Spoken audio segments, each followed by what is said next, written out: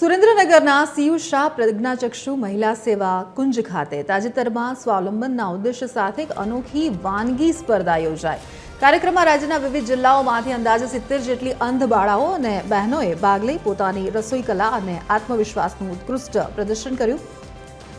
આયોજનનો મુખ્ય હેતુ દિવ્યાંગ બહેનો પણ સામાન્ય મહિલાઓની જેમ આત્મનિર્ભર બની શકે તે સાબિત કરવાનો હતો। कार्यक्रम दरमियान श्रेष्ठ प्रदर्शन करनारा बाळाओने पुरस्कार आपी प्रोत्साहित करवामां आवी।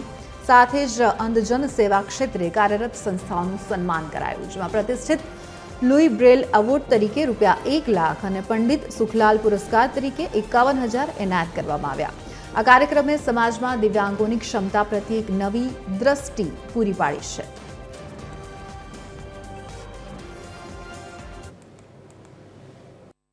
અમારા વિનોદાબેન કે શાહ કે જેઓ બંને આંખે અંધ હતા અને દીકરીઓ આવી રીતે પોતાના જીવનમાં પોતાનું જીવન જીવે એમાં એમને ખૂબ રસ હતો, એટલે એમના નામે અમે આ વિનોદાબેન કે શાહ વાનગી સ્પર્ધાનું નામ રાખેલું છે।